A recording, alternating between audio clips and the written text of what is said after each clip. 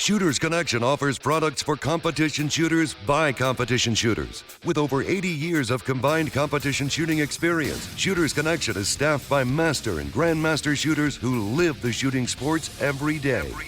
We offer same-day shipping. Shooters Connection also sponsors over 100 of your matches every single year. So when it comes to finding everything you need to compete as a beginner or a seasoned grandmaster, Shooters Connection is the only name you need to know. Online at shootersconnectionstore.com. Welcome back to the Hit Factor. I'm Jeremy. He's Jeff. And we have two special guests with us this week. One who has been on the show several times, Mr. Matthew Hopkins. And we also have with him Mr. Ben Berry. And they are both Area 6 candidates. Is that what candidates? Yeah, is that what that's you call true. yourselves? Yep. Okay. They're candidates for Area 6 director, which that election is going to be running. It's going to be starting in a few weeks, right? June 15th, yeah. June 15th is when voting starts for that. So just, you guys, obviously you both live in Area 6, but Matt, where do you actually live? Columbia, South Carolina. Okay, so we got South Carolina. Yep. And then, Ben, where are you at? I'm in Raleigh, so right in the middle Raleigh. of North Carolina. Oh, so this is like a North Carolina, South Carolina thing. I told Hopkins that I wasn't going to like try to pit you guys against each other, but it seems like there's maybe a natural rivalry already forming with the North and South Carolina thing. Since my allegiance to South Carolina is so strong. Yes, yes. All right. Normally we probably have a big intro, but because we're discussing stuff about area director and the elections, all that, we're going to jump into that really quick tonight. And so maybe less jovial tone to start with. You forgot your sponsors. Yeah, Jeff, who's our sponsors? Shooters Connection is sponsoring today's episode, but we'll get to that. Oh, did I mess it up? Our break. No, they just get extra airtime. So you're welcome, Shooters Connection. You can thank Matt. Okay.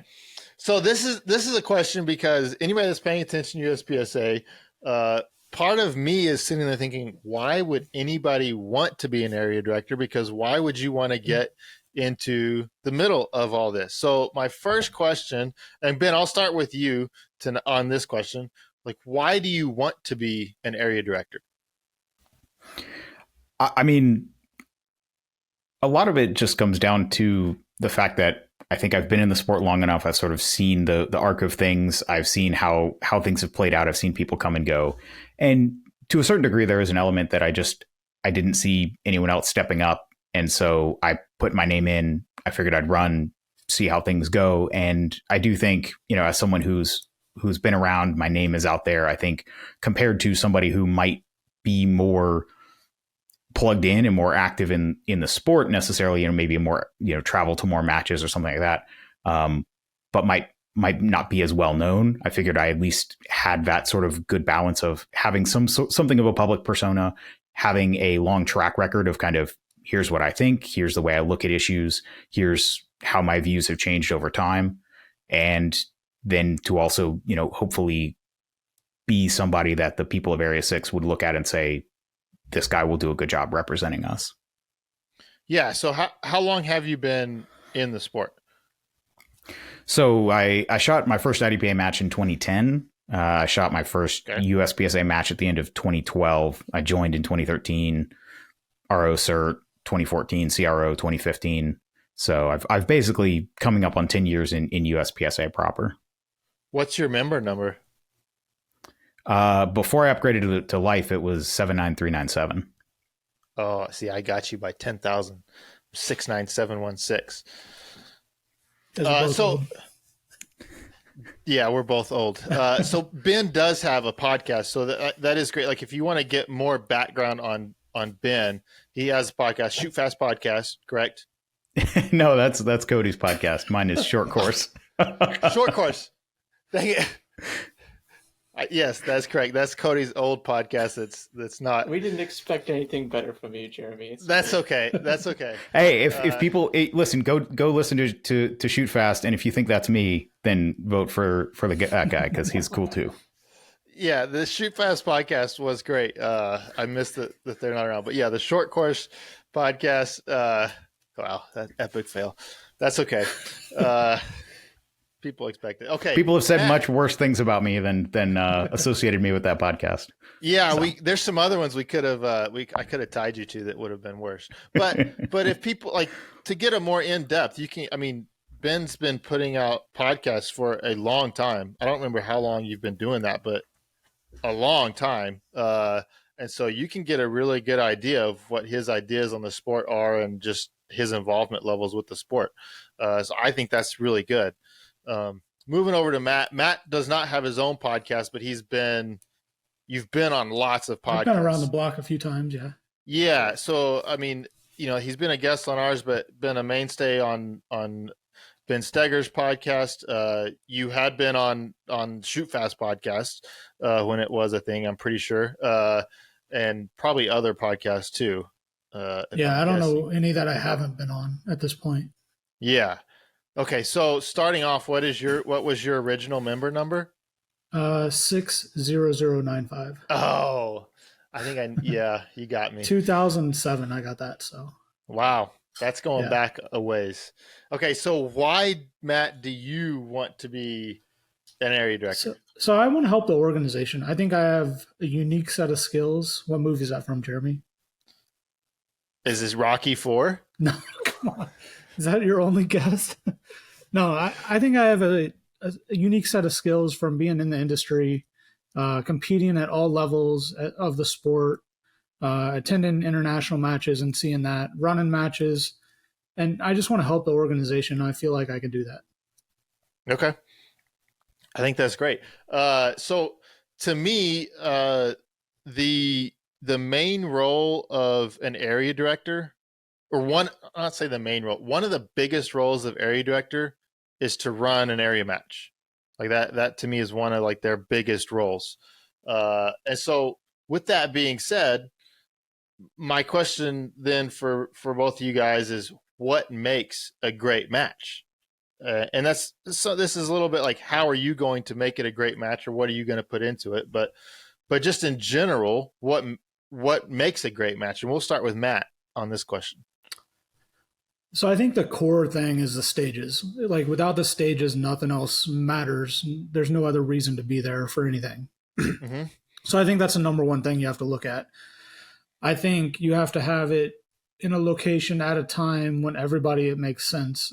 It's a little different for Area 6 here. Like it's always traditionally in the spring, one of the first area matches of the year. So and it's traditionally staff reset for the past 3 years. So I haven't done a match in the spring or staff reset before. I've helped. I've kind of been on the outskirts of helping with South Carolina earlier this year.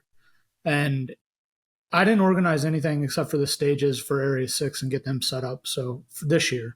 So I put a poll up asking, like, I don't really know. I'm still conflicted on, is it make the match better to be a staff reset or not? So I'm still conflicted on that. So I don't know. It does add to the price and cost of the match for sure, 100%. Yeah. I think Matt would also probably, people know this, but he would say part of what makes a great match is if they have water available to competitors at the match. Yeah. I kind of got known for that, I guess. Long time ago, Matt got known for that. Okay, so stages make a match. I mean, I think you can look at Dragon's Cup. Dragon's Cup has kind of taken off here recently, and it is now probably one of the hardest matches to get into. And for people who don't know, I'm from Texas. Dragon's Cup is in Midland, Odessa. If you don't understand about Midland, Odessa, it is the armpit of Texas, which says a lot. There's no reason to go to Midland, Odessa for anything. It's not necessarily easy to get to. It's not you close to. It's a weird flight. You have to fly to Dallas, no matter what. Right. It's not easy to get to, and yet it's it fills up in like a minute every year at this point. And I think what a big reason that is their stages, from everything I've heard, are just fantastic. Like they're just really great stages. So follow up question to Matt then, and we'll get to Ben here in a second. Follow up question. So you say make great stages. Okay, what for an area match? What do great stages look like? I think they have to be fun. First off, they have to test skills. Second off, and Okay. they got to have some room for separation. Like looking at the stages for Area 6 this year, the hit factors were higher than I really wanted them to be. Mhm. We were pretty limited on time. Like we got that match set up in 3 days from start to finish. Oh, I think gosh. if we had another day, I could have reviewed them like with target presentations and stuff like that. There was not a lot of hardcover. I think there was like 7 hardcover targets and some no shoots out there. Like it wasn't that hard. And looking back on it, I wish I would have probably looked at that more in an overall view. Mhm. So you were responsible for the matches or for the stages at Area 6. Well, there was a lot of people that put input Okay. into the match and sent stages in. I got them all together. I added some of my own stages and looked at it as an overall match. Okay. And so if someone submits a stage and they have an idea, but if there's like 3 other stages that are already doing it, you got to weigh the benefits of keeping that like that was or adjusting it a little to make the overall match a total match instead of just like one specific stage. Yeah, for sure. Yeah, I think that's a big thing that match directors got to do is they oftentimes you get into and you have a flavor of a match and it seems like it's just stuck into one flavor like that. That's how how a match director thinks a stage should look like, and it's like they look at every stage individually and they don't see, hey, we want some high hit factor stages, a couple, have some low hit factor stages, have some big movement, have some short movement, long stages, like try to encompass as much as you can. I think variety is good from that standpoint. Okay, Ben, what makes a great match?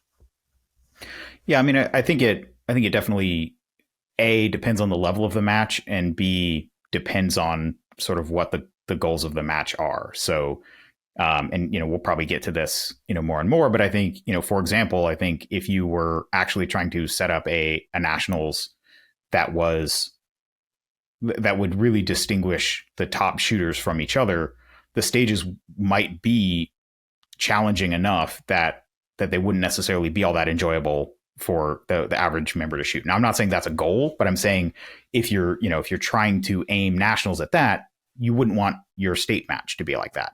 So to me, a level 2, a state match is much more of just kind of a gathering of the people in the state. And so you want to have a mix of target difficulties, but even at a level 2 state match, maybe you don't throw in a prone shooting. Maybe you have a low port, but you're not going full world shoot level challenge on them. But I mean, I think a lot of it, comes down to stages that are interesting and have varied shot difficulties. It's not just 4 targets shoulder to shoulder, through a single port type thing, and then what the experience is, right? What are people paying for? What is it that you would go to this match for that you couldn't get at a high quality level 1 local match? And so, to me, that's where I think I'm a big fan of staff reset. I think having that opportunity a few times a year to go shoot a match where you're not doing anything but thinking about just competing at the highest level you can,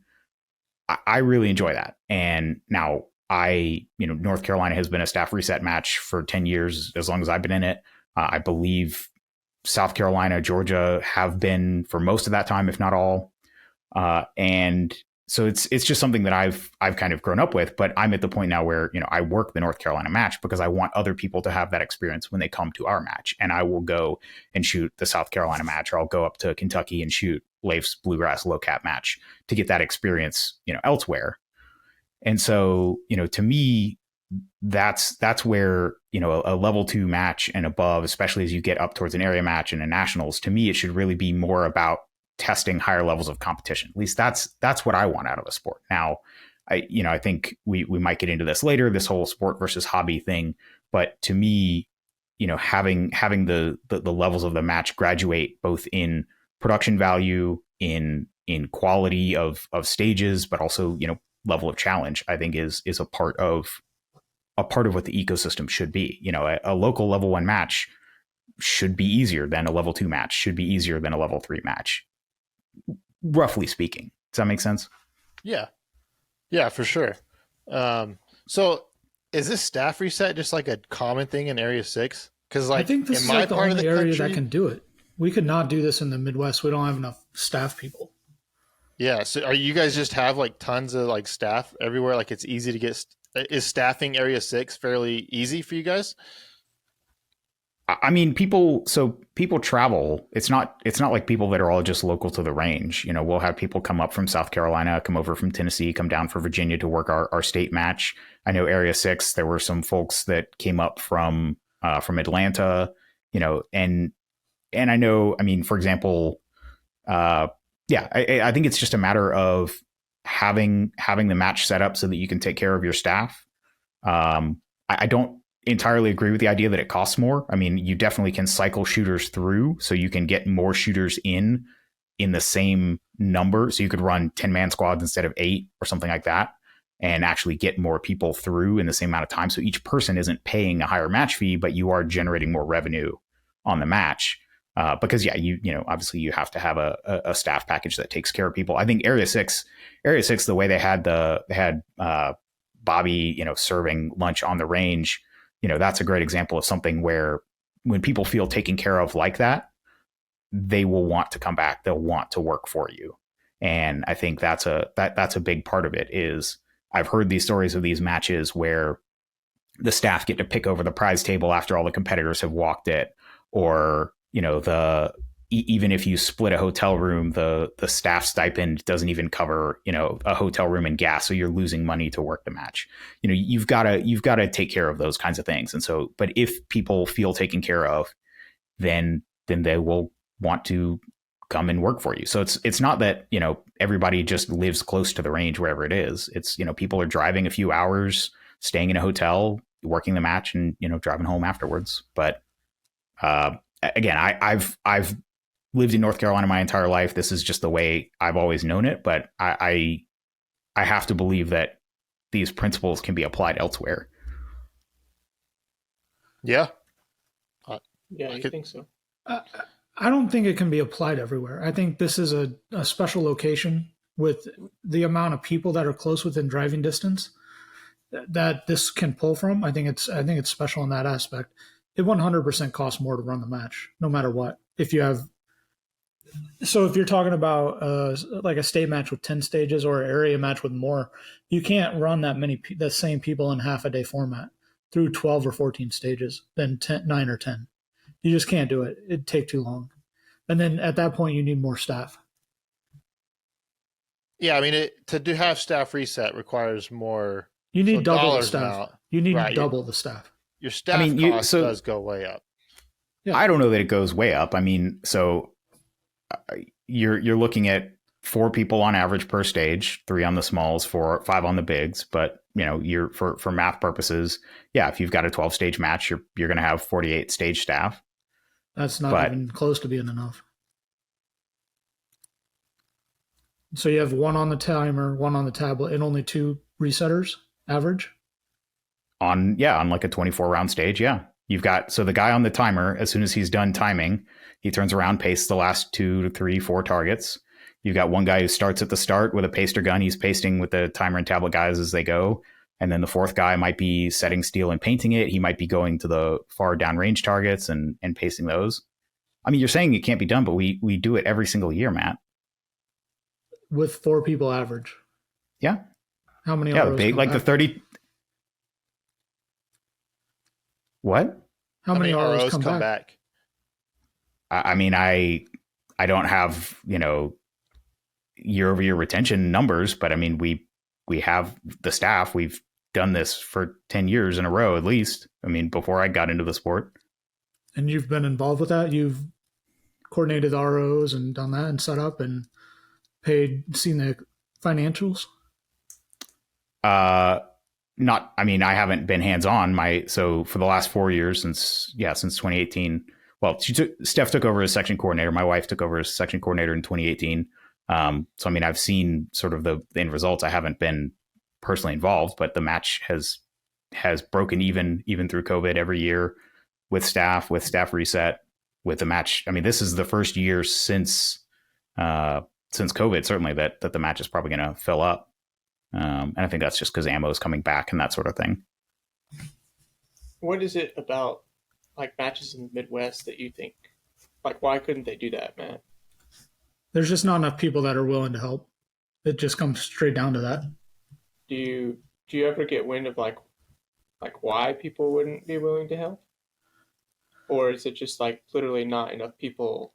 I don't know. There? I don't Population know really density. I mean, population density in Area 6 is much higher than it is in Area 3 or Area 4. Yeah, if you have the same percentage, say you have 10% people that are willing to help, and there's double the amount of people in this area or region that can support it, you're going to have double the amount of potential volunteers. Yeah. Than in the Midwest, where it's, unless you're in a major metropolitan area, that's still only that major metro. There's nothing within 2 hours, either any direction. It's more like 4 or 6 hours. But around here, like, you have something 2 hours, and you have major metros like 2 and 4 hours away. Yeah. So having run matches, Area 3, Area 4 area, do you feel like the staff are taken as well care of, like in this area, as they are in that area? I think it depends on the match. So Area 6 is ran where they provide the hotels for you. I ran Area 3 where I provided cash to people to get their own hotels and set up a discount code at a hotel that was local there. And so they could have pitched in together and got rooms and coordinated all that. It was just a level of effort that needed to be put in. If I do it, I don't know. Like, I've been contemplating, like, running the staff reset or not match and seeing like pros and cons, put up a poll to see like what people would say. It's interesting to see the feedback. Like, if you go in and look at the votes, Ben, I think you can go in and see the votes now. Like, just seeing who is actually saying they want a regular match and who's saying they want a staff reset. It's kind of interesting. Most of the ROs are saying that they want a normal, like, competitor reset match and not a staff reset match. I've never shot a staff reset match. So as far as this discussion, it's just fascinating because I've never actually been to a match that has staff you have reset. World Shoot and stuff like that. Oh, true. World Shoot. Yes. So yes. Okay. Well, I've never shot staff. Jeff has not. Even Caribbean Open, they didn't. No. So, okay, just to go a little bit further on the match deal, the Area 6 people would be interested in this. Would you plan on, Area 6 often is in Florida, at least to me, it has seemed like it's been in Florida, but would you guys move it to where, like, local to you, or where would you guys be planning on, if, let's say you win, where would you kind of think you want to put it? And you can say, I don't know yet, that's fine. But if you do you have an idea where you would want to have it? Ben, I'll start with you.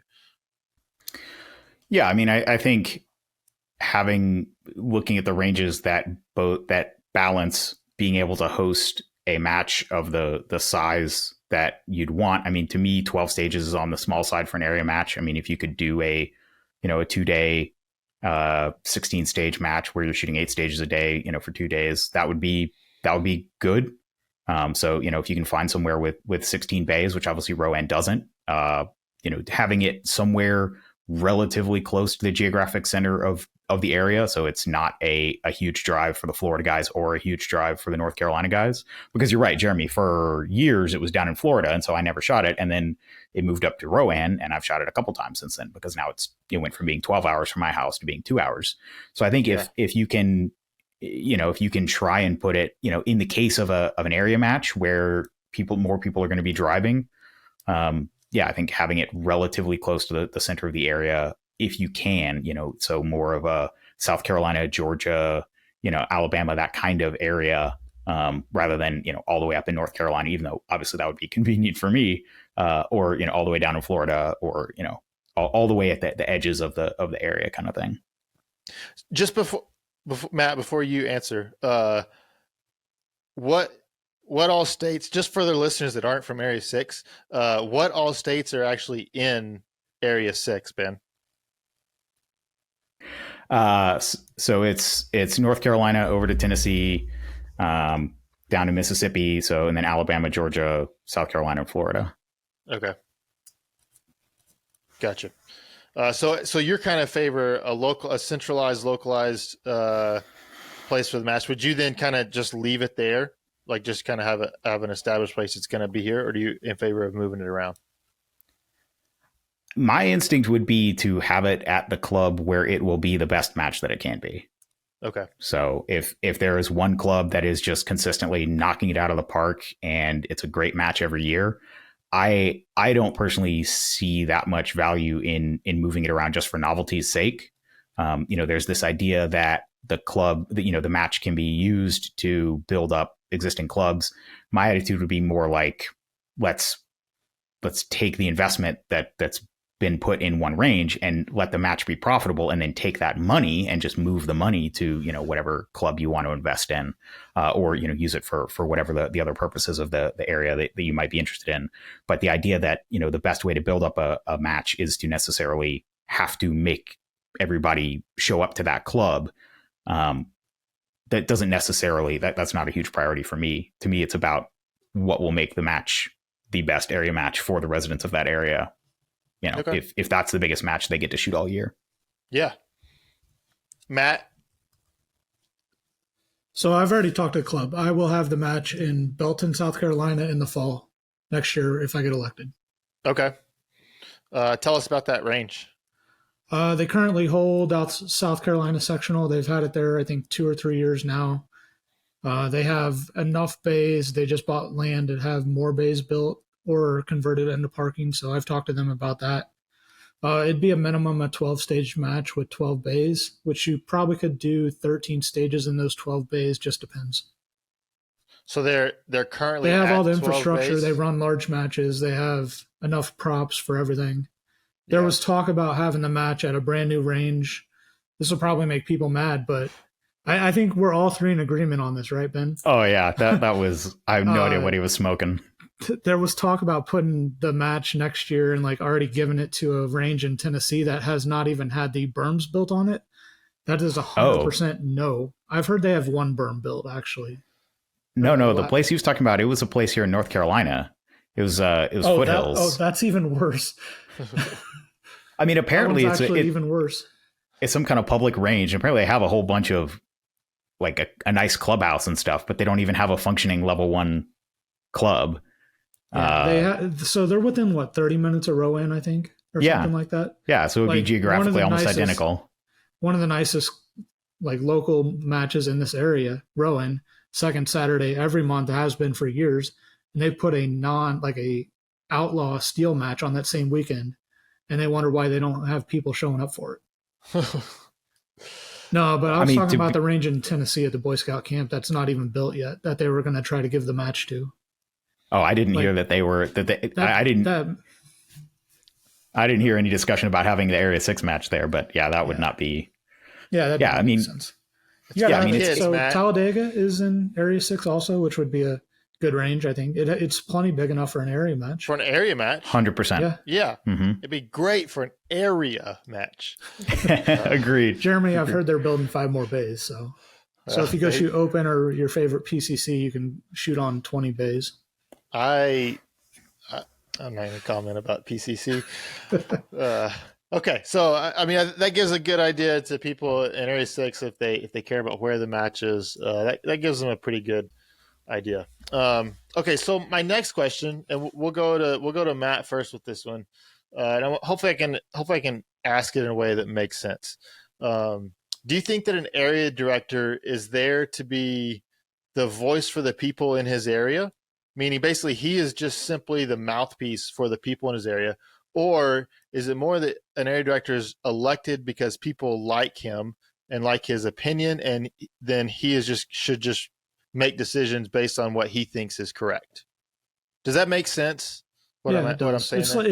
It's like, are you going to just vote because the people voted for you in and they trust you to do it, or are you going to like poll them every time you have a question come up? I think it comes down to like they're electing because who you are to trust you. I don't think that you can just poll the membership for every single question that's answered. No. I did say like surveys sent out a while back, but looking at every decision that has to be made, it doesn't really make sense. Like you can't do that for everything, or you'd be stuck in. You'd take 3 months to have a single question answered. That's not feasible for the organization to run that way. I think you got to be open for member input, and then like go seek out opinions that aren't yours. Go talk to people that aren't in your echo chamber, or just surround you and see what they want also, and then just represent them. The other thing is you're not just a representative of Area 6. That's the people that voted you in, but you're a member of the board, which is for the whole organization throughout the entire country, not just Area 6. Yeah. Ben. Yeah, no, I agree. I think that the idea is what, at least the way I look at my candidacy is you're voting for someone who will process logical arguments in a certain way. And so to me, it's not, you're not voting for like what is already in my head day one when I show up, and that's just going to be how I rule things. It's going to be when people talk to me, when people make a sound logical argument and say, hey, staff reset is a bad idea because of this, or whatever it is, I genuinely will listen. I will actually take that on board. I will want to ask questions until I understand.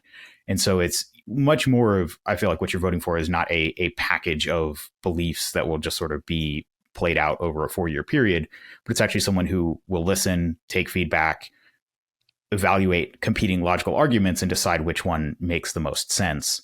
And, a lot of this comes down to values. I have a certain set of values, and those are the things that I tend, if someone asks me,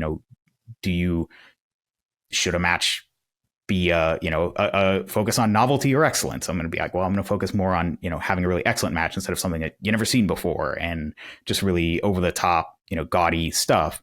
And that's one of my sort of core values that I don't know that one's really going to move, but there are, as issues come up, as discussions happen, as members write in and say, I think X because Y, I'm really more interested in the because Y. To me, the surveys where you can just check a box and we have 51% of people say they want something, that doesn't make that's not really helpful. To me, to bring up another one that Matt and I have butted heads on, the idea of production capacity. To me, the answer is, we should decide what solution best balances certain trade-offs, and then go with that one, because not because 51% of people voted for it, but because in our opinion of evaluating all the arguments that everybody has made to us, we think that this certain decision, whichever it is the one that will be the best for the sport going forward. Okay. Yeah. And kind of where that question goes is a little bit, I feel like we have had a board that hopefully is turning over. We've had a board that is they've gotten into a position of power. And from that position of power, they have kind of decided, we want to preserve this sport the way that I want this sport. And it is not necessarily we are here to serve the members of the sport, and we are here to create the sport that the members want. It's more of, this is what I want it to be. Do you guys have any sort of, Matt, do you have any sort of response to that at all? Or you just maybe? Well, I saw that firsthand. I saw that firsthand when I was on the board, and throughout the entire bylaw changes and everything, they were cementing in how they wanted it done and how they want to see it in the future. I mean, just the way they voted in the changing bylaws in the future proves that. Like, that one thing can prove that. Right. So, like, how do you, Ben? I'll let you respond to that. I've got a follow-up question. Yeah, I mean, I think something that is not really considered. That questions that we need to be asking ourselves are, who is speaking for the members who burned out on the sport and don't show up anymore? Who's talking to them and saying, what is it that you got into this sport? You spent $10,000 on gear, you played the sport for 3 years, and then you disappeared. Nobody's their voice. There's also, sort of a voice of, well, where should the sport be going forward? So, I think there's this idea that, you can't just, even, again, to go back to the survey idea, you can't just take a survey of the current members and say, well, the current members want it this way. I mean, that needs to be a discussion. But if it's going to be something that, you look at something like 40 caliber, well, there is a lot more interest in 40 caliber from existing USPSA members than from the next 10,000 people who are going to sign up. The next 10,000 people are probably not interested in about 40 caliber. And so you have to balance those two demographics. I'm not saying, forget all about the past. I'm not saying, we have to be slavishly adherent to them, but we need to balance those two, points of view. And so I think there definitely is that element there.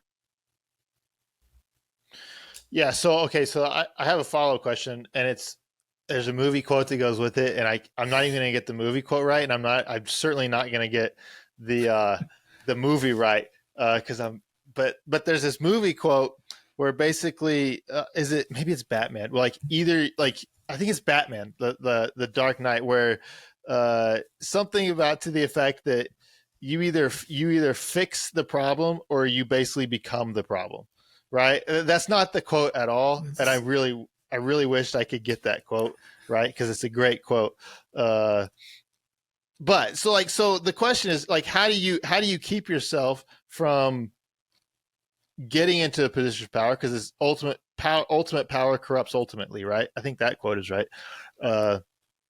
So how do you keep from getting that position and then just get sitting super defensive? Well, no, you guys, the Ben Steggers of the world, you're ruining my sport, dadgummit, and you need to get out of here. I don't think anybody here is saying that, but how do you keep from getting to that point? We'll go with Matt. I answered the last one first. Oh, we'll go with Ben. That's right. I should go with Ben. Yeah, I mean, I think ultimately it comes down to character. It comes down to, what is this person's track record? Have they sort of single-mindedly tried to just take the sport and just reinforce, the broken old patterns? Or have they been open to change? Have they been looking for ways to do things better? Is this someone who is open to change, but also, in a measured, strategic way? And I mean, at the end of the day, that's, yeah, I mean, you have to look at the person, based on what you know of the person. And I mean, I don't know, maybe this is lobbing a grenade into it, but I also wonder if 4 years is just too long for a director's term. I mean, that's a long time to sort of have between a chance to have a voice as a member. I know the bylaws say, I think they say no more than a third of the area directors can be elected in a year. But I mean, if it was something where, it was a 2-year term and the expectation was, hey, if you're doing a good job, you might run unopposed. But I think we're definitely in an era where people running unopposed probably is a thing of the past, at least for a while.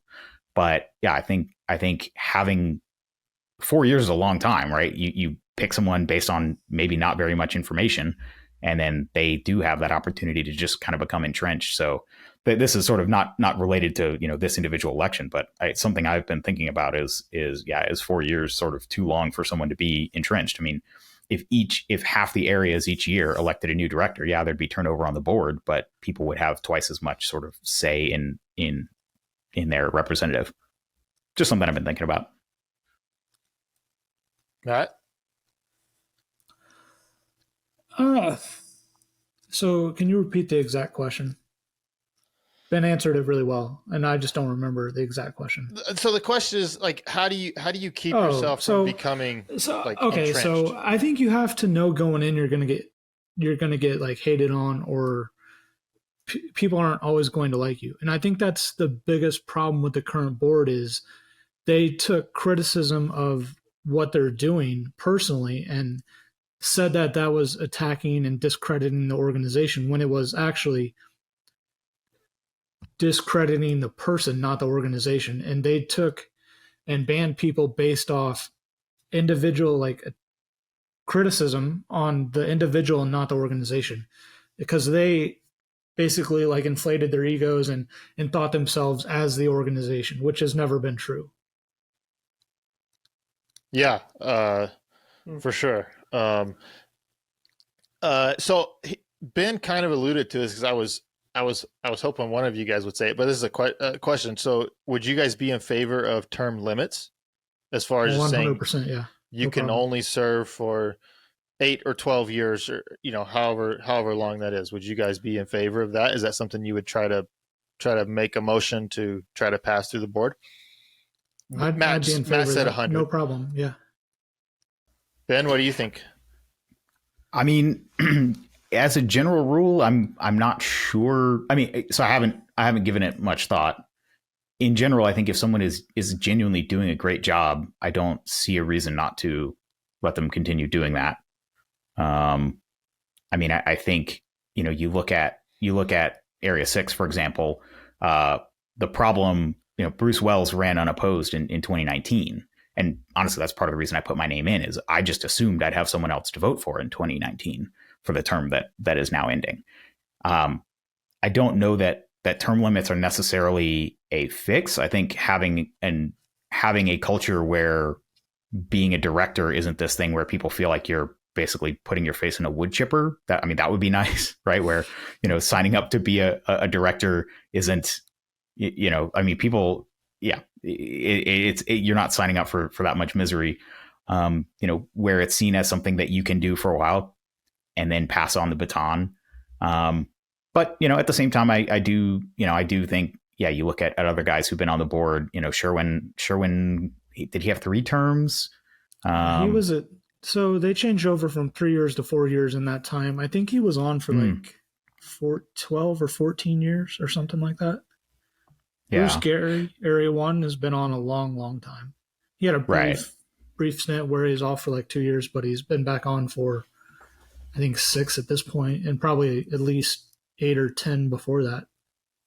Yeah, and so I guess that's the question: is there a way that we can have more viable candidates running and have the elections actually be more healthy? I mean, for example, one thing that I think makes sense, I mean, this would require a bylaws rewrite, but switching immediately to ranked choice voting, aka instant runoff voting, just so even people, outside candidates have, some chance. There's not as much of an incentive to do, strategic voting and all this to make sure that your guy makes it into the runoff and all that. I think there's some options there, but yeah, I mean, I'm not strongly opposed to it, but I don't know that I'd say I'm strongly in favor of it. I'd be curious to think of some more about it. Okay. And see if there are other solutions that kind of solve the issue of these guys serving, the biggest 10 thing plus is years.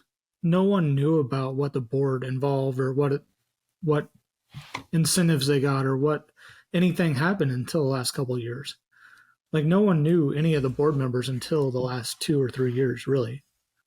Like, it was a position that was talked about when the people that are hugely involved in the sport, probably less than 1,000 people total, even knew that there was a board or an elected president or anything like that until the last few years.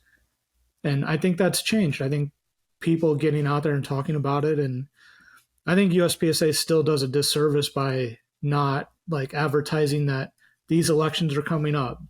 You have to like request a petition, turn it in by this time, and all that stuff. I think that stuff is still hidden or not put out as publicly as it can be. Like, they're hidden in the downrange newsletter or a small like announcement on the website, but that's about it. Like, there's not 100%. A single post on any of their social media about that. Yeah, I think, the existing board they're not going to go out of their way to bring in challengers where, I don't know that it's been stated, but yeah, even like Matt, even the fact that you and I are both in this race, I mean, if either of us wins, it's good for the sport. So, 100%. Like we're debating on these kind of wedge issues, but I think, the fact either of us is going to be a step up. So the fact that this is happening and, that people are getting involved, but this idea of, hey, if you want to run for this, here's how you do it, and getting people involved. I think the board has been by nature very insular for their own purposes, and like you're saying, Matt, that does the whole organization a disservice. Having more people involved in the discussions and providing insight via committees and just discussions with the board versus them just going into their executive session, having their straw poll, and then whatever the result of the straw poll is, when they come out, everybody unanimously votes. that to me, I mean, I don't know, that is such an anti-democratic, I don't even have the words for it. It is so deceptive and toxic that that whole practice. I mean, thankfully, I think it's dying, if not dead. But yeah, that's just disgusting to me. Yeah. The point of a board is to have people discuss, and you have a vote and you come to a decision, and then everybody abides by that decision, but it doesn't have to be unanimous. People can have differences of opinion. Sorry, I cut you off, Jeremy. Yeah, no, I mean, having a difference of opinion is actually good, because it shows the organization that, hey, this was a discussion, and this is like, as a 5-4 split. Like we went with the majority here, but it was a really close discussion. So if you have a strong opinion, talk to your area director. Maybe you'll change that 5-4 to 4-5 to a 5-4. You guys have actually kind of like alluded to like 3 different questions that I had. So I was trying to like, okay, man, you guys are going perfectly into it, but it was a whole bunch of them. But one of them, like, so what Matt talked about that has come to light recently is criticism. The board has taken a lot of criticism in recent years. I would say fairly, they have taken a lot of criticism that's been fair, but that's just part of the job. Like if you're a match director, you're going to get criticism, whether you do staff reset or don't do staff reset, whether you have high hit factor stages or low hit factor stages, or lots of running or no running, or moving targets or not moving. Like, you're just going to get criticism. And definitely as an area director, especially the avenue for criticism has been opened up for the board. We have with like practical shooting insights. I mean, that page is kind of an open page for criticisms of the board. That's what it's been. Again, I'm not saying it's not fair criticism, but that's just what it is, and that's where we're at, especially with social media. So if you can give examples, or how do you handle criticism, or how do you handle criticism, or how do you think an area director should handle criticism? You can kind of answer that either way. And I don't actually remember who I asked to go first, last. So whoever wants to jump in, go for that. Go ahead, Ben. Yeah, well, I mean, so I think there's basically 2 kinds of criticism. There's true criticism, and then there's either misleading or false criticism. And I mean, one of the things that I take as a good thing is everything bad that people say about me so far is true. It's based on things that I've said, things like, staff reset, and, that nationals should be smaller, and fewer people should go to it because I think it should have a fundamentally different purpose. These things are all true. And so when someone is criticizing something, they're basically telling you either, hey, here's something you didn't think about, in which case, thank you. That's adding information to my equation. Or they're just basically saying, I disagree because feelings, at which point you say, okay, fair enough. I get it. There's a strong response there.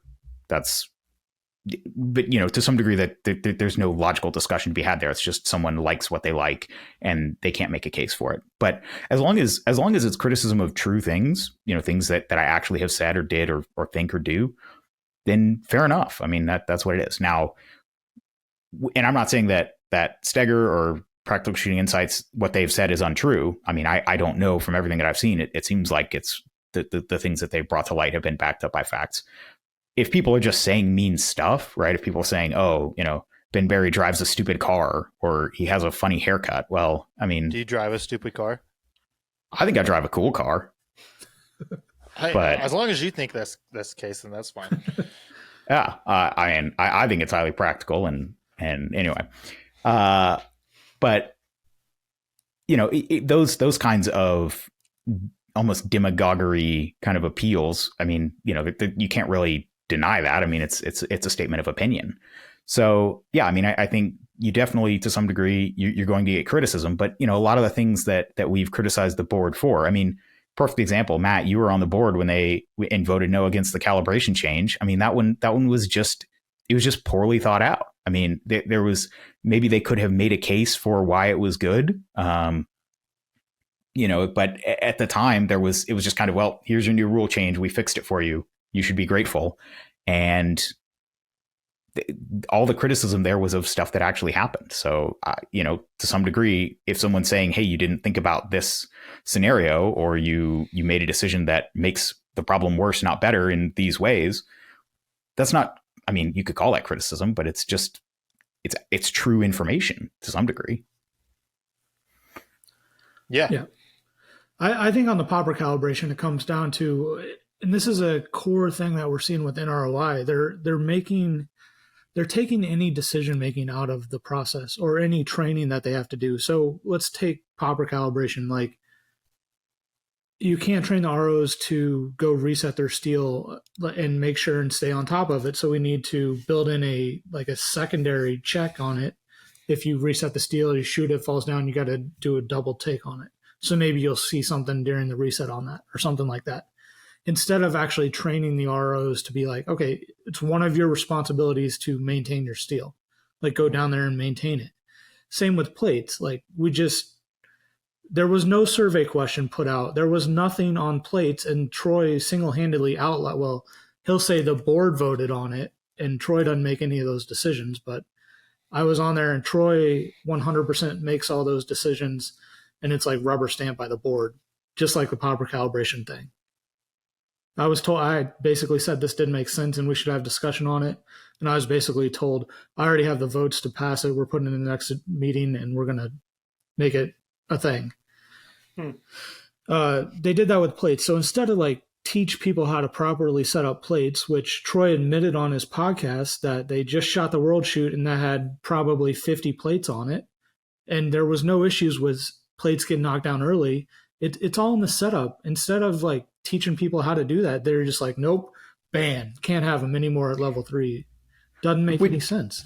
Which is the place you would think they would be able to set them up right. Like, what you're really worried about is Joe Bob's level 1 match with crappy clapped out steel, or he puts on a level 2, right? Like, you'd think an area match or a nationals would be the ones, if anyone, sorry, not to interrupt you, but yeah, no. I 100% agree with you on that. Those matches have the most time for setup usually. Nationals has the most out of any match. They get there weeks ahead of time to do that. There's no reason they can't set up plates and actually use them. But it was just easier to outlaw them and ban them. Doesn't make any sense. And I mean, that goes all the way back to aftermarket hammers in 2017, right? Exactly the same thing. 100% following the rules and bumping someone to open, following the exact wording in the rules, and then complain. They're like, well, we can't tell this, when the act of actually following them and someone checking it and seeing that it was illegal, which was following the rules, and then the argument was made the other way that, oh, we can't enforce this because we don't know, except following them brought this to your attention. Right, yeah, this idea that every single person who carries an RO cert can't tell the difference, and therefore there's no point in enforcing any difference. They don't need it's to. Exactly. If you can get that random sampling, if, someone in their division can point it out, or, I mean, I don't know, Matt, we haven't talked about this, but I had a whole thing with Troy about trying to get him to allow random sampling of chrono ammo. And he stuck, the rule book says every competitor must be chronoed, which basically means logistically you don't have a way to have a random enforcement. So once you've gone through chrono, you can shoot whatever you want. And so you actually have a better chance of keeping people honest if they know they, at any time up until their last shot of the day, they could be pulled for a random sample. But it's one of these where, he's the attitude is that's too complex. We can't do that. Let's just have everybody single file through chrono. They'll get their rubber stamp of, 173.2 power factor. Yeah. And who really cares? I mean, he literally told me in an email, and I posted it. I was like, he's like, yeah, most people don't cheat at chrono, so it's not worth worrying about. I was just like, I'm sorry, what? Well, if you tell them when you're it's like testing for drugs, right? If you know you're going to go get a drug test, you're not going to practice beforehand, right? You're going to make sure you load enough good ammo that's going to pass. Yeah. At least for that little portion of it, those 10 rounds or 8 rounds or whatever. Yeah. I loved Area 6. They send out in the email, hey, at your first stage, you will be asked for 8 rounds. It's like, okay, well, there you go. Like, might as well just not even have chrono. Like, at that point, like, I legitimately, I mean, it's a real question that at this point, is it worth staffing it when it's run in a way that is functionally so easy to cheat that if anybody with 2 brain cells tried, they could do it. The only people you're going to catch are people who are just don't have their P's and Q's lined up. So yeah, to your point, Matt, sorry, we're going far afield, but yeah, this idea of, ROs are too, they're too stupid. We can't trust them to enforce the rules. And to me, that's just so insulting. Being an RO should be something that people aspire to be good at in the same way that they aspire to be a good competitor. And that doesn't mean you have to, flip through CZ part catalogs and memorize what is and isn't stock. But if somebody comes to you and says, hey, I think that guy's running, an illegal part, well, then you take that seriously as a report and people will police themselves. And, I think we have to, I think there is this drumbeat of disrespecting staff. And then you're surprised when, people who really want to take it seriously and want to do a good job, they take an RO class, they take a CRO class, and they realize it's actually not as rigorous as they were hoping. And, they bounce off, they stop working because it's just so, there's so little room to actually do a good job in some cases. I mean, I think good ROs still make the difference. I think, to go back to that first question about, what makes a great match, I think staff that want to be there, that make the experience good still, I mean, is a huge part of match quality. But yeah, the culture around ROing could be a lot better. Okay, so that comes from the top down, I think, 100%. Yeah, 100%. So it's changed since when I came in and saw it versus what it is now. Like, and that culture filters down no matter what. Yeah, when you take your level 1 RO sort of seminar, like that instructor to you is like the perfect model of what the best RO should be, and so we need to have people who are admirable setting that standard. Yep, 100%. Yeah, so like, I wasn't necessarily going to go here tonight, but it was in my back of mind of a place to go, and we're here. In Troy's entire time as DNROI, I don't know that I've ever heard of somebody having a positive experience with Troy, either serving as Rangemaster or in his position as DNROI. Well, that's pretty unfair though. Like, people don't like, they're not going to say every time someone's good to them, but they're always going to say something when they're bad to them. That's just human nature, I think. So that's not true. Really a fair characterization. But usually you'll get someone who's willing to come to someone's aid. They'll be like, oh. Well, I think it depends on who you ask. Are you asking the people that have complained about him and how he's acted towards them? Like, they're going to have a skewed view of that. Well, let me change it this way then. I personally have never had a positive experience with Troy in any sort of leadership position that Troy's been. I've never seen him be kind. I've never seen him be polite. I've never seen him be anything other than rude and condescending, and just say, yeah, I don't really care about you. Like that. And I've been around Troy at lots of matches. And I've only ever heard similar experiences to that. Like, that's not an uncommon experience. And all the stuff that has just been mentioned about ways that decisions have been made that, well, we just saw with Yeeman as president and that decision getting made. And you guys can disagree. I think Troy is a problem. Troy is an issue. And so then you guys can just say, well, I don't think Troy's an actual issue, and that's fine. But if he is an issue, what can you do as a board member to curtail that so that the person who is in apparently the most powerful position in our organization can maintain that professionally and make positive decisions, hold them accountable to make positive decisions for the organization? Matt, we went with Ben first on the last one, Sure. So we'll go with you. Appreciate that. I think you need to make it an elected position. Okay. And so I think it'd be like president, nationally elected position. There's some requirements that you need to meet. you could talk about like they need to be a CRO, or do they just need to be an RO or an RM or an RMI already? Like those 4 categories like determine how big that pool is, right? Mhm. I think they probably need to be at least a CRO, 100%. Yeah. And I think if the board actually enacted this and had it a elected position, and they like set up the stuff where it's not just all on him, like the vision of or the strategies and policies that were in place there, the board should be putting those out there so whoever comes in can actually be effective in that role without being all powerful like he is now. Yeah. I definitely think there has to be some sort of, if they're an RMI, they've already passed certain amounts of tests to show that they understand the rule books and know the rule book. Certainly, if you want to make that a requirement, they have to be that before they can be DNROI, which is there's currently, only like 12 people in that pool though. Right. So if you go to RMs, there's around by 60. design. Yeah, well, yeah, 100%. If you go to RMs, there's around 60, I think. If you go to CROs, it's probably around 1,000. And then if you expand that pool to ROs, it's probably around 4,000 to 5,000. And I would guess that if that became an elected position and it required being an RM or an RMI, the people who would want to be in that position, they would meet that requirement.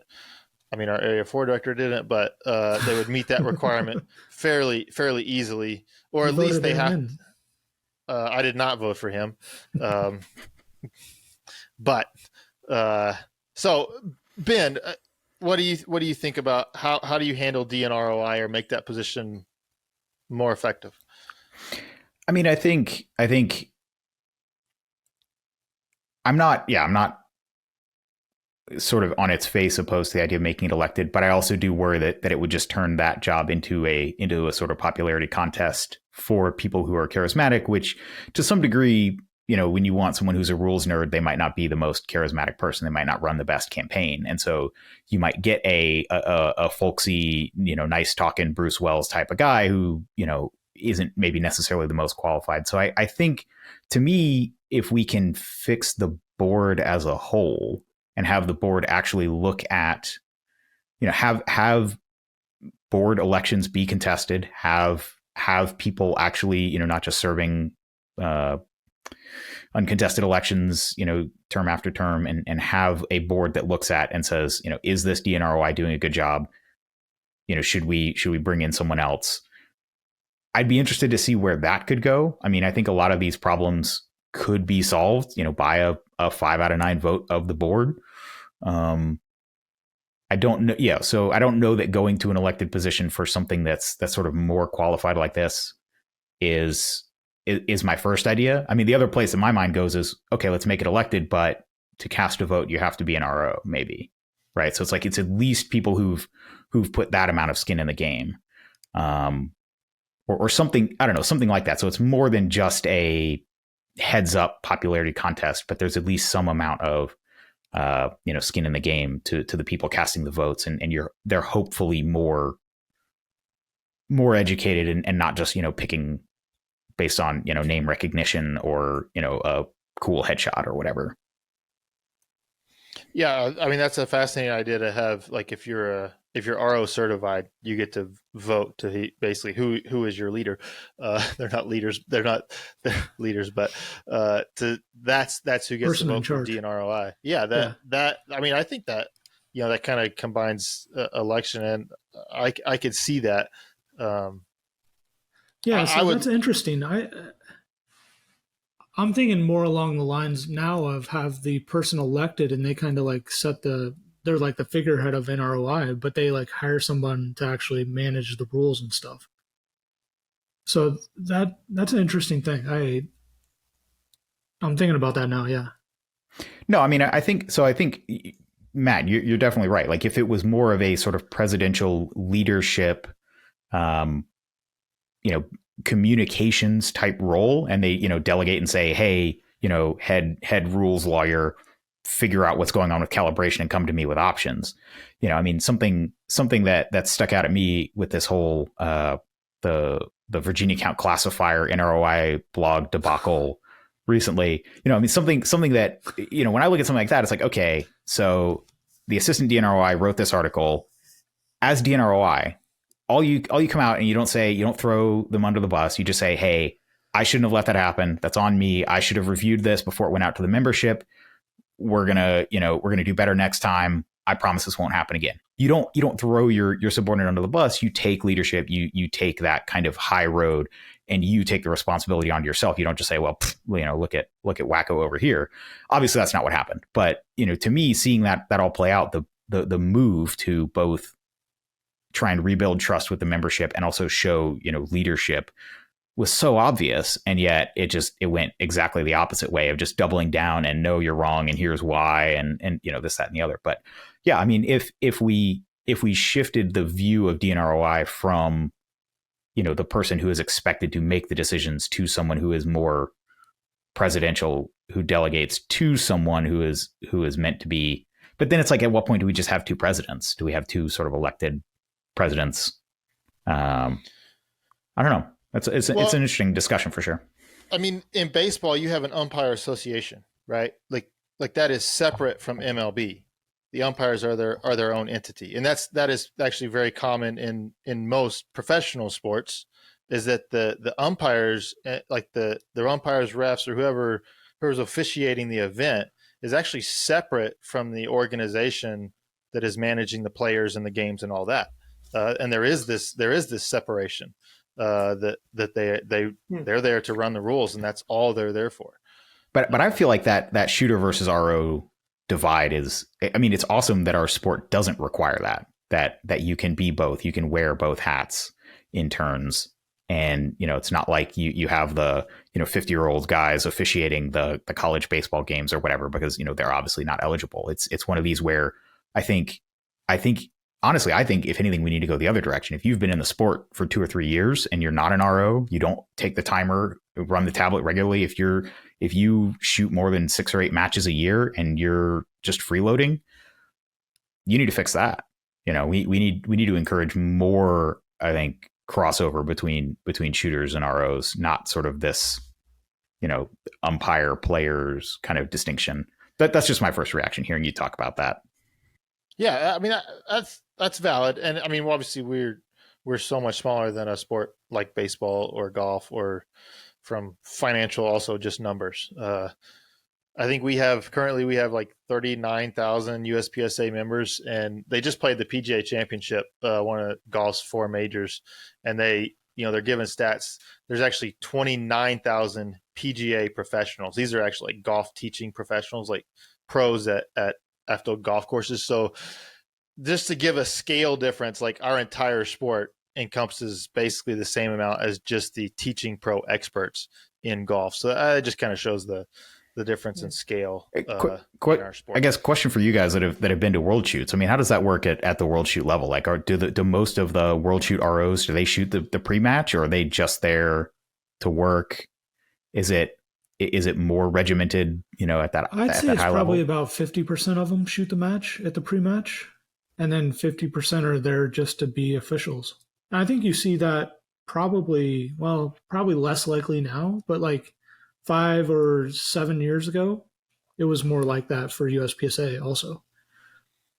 Like, they didn't let ROs shoot pre-match or like a staff match for nationals until Foley got in.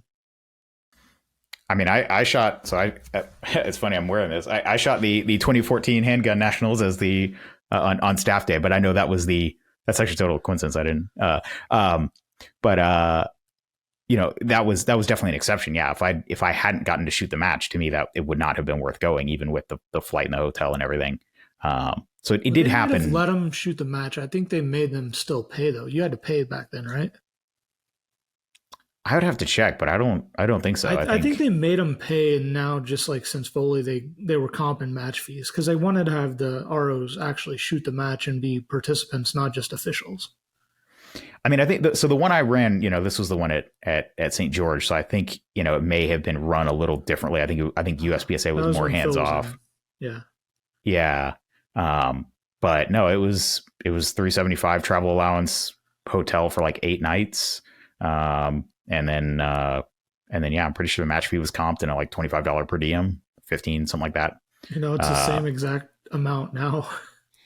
Everything there. Do you have a spare room? I did, yeah. But honestly, I mean, it was one of those I could have paid. Same package.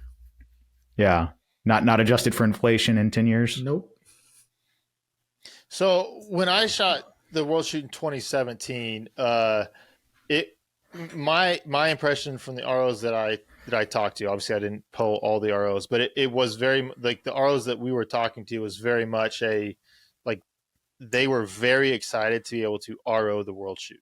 Mm-hmm. They may have shot the pre-match. It's almost kind of we can shoot the pre-match, so why wouldn't you? But that was not their motivation for being there. Their motivation was to be an RO, and they had, if I'm remembering correctly, several of them had gone through qualification processes so that they could be able to RO at the World Shoot. And that was a goal, like a personal goal of theirs. So my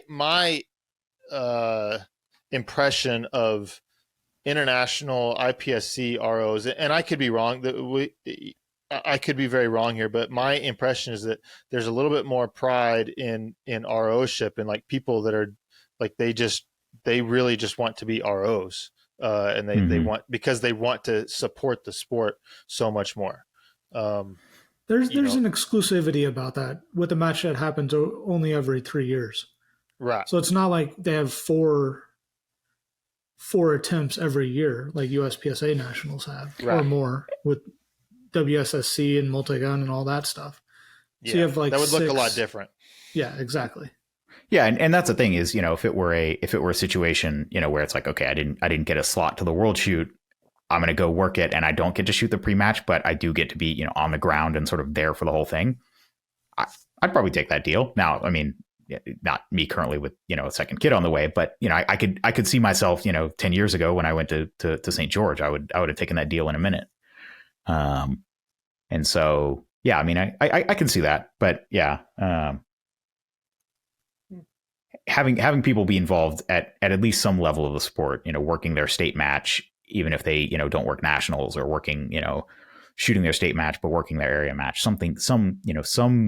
some ratio like that. If you're shooting 3 or 4 majors a year, you should probably work at least one of them. If you're only shooting your state match each year, just show up, pay your match fee, have a good time. But if you're traveling around shooting multiple state matches, that's my philosophy, right? I work my home state match, and then I travel and shoot South Carolina and Bluegrass, and when Area 6 is here, I shoot that. So does it count if you take like over an hour every week to talk about, like, have a podcast and talk about USPSA and promote it? Does that count as volunteering? Depends on. Thank you for your service, Jeremy. Yeah, depends on if you're critical of the board members or not. Oh, okay. Yeah. You're only if you're being critical, then that's disrepute. Otherwise, it is meritorious service for sure. Yeah. Okay, I've got a couple more questions. And we have lots of great questions that this is going to go forever, and so we just won't have time to get to. This question I think is important just because I think it, for me, and I think Jeff will agree with this a lot, as far as like it informs people of like how you will make decisions based on how you view the sport. In that do you view USPSA more as a sport? Is it a sport, or is it a hobby? Like that almost that's kind of become something that's been contentious lately. And yeah, Ben, can you go first on it? Because Sure. I'm sorry, I don't remember. Yeah. No, I'm happy. I'm happy. I mean, so I think you have to run it. So as you get to higher levels of competition, it becomes more of a sport. At the local level, at the monthly level, where it is a monthly match being put on by 5 or 10 volunteers who show up and help build the stages. That is much more of a volunteer hobby, everybody pitches in type thing. And I think the higher you go, the more sport like it becomes.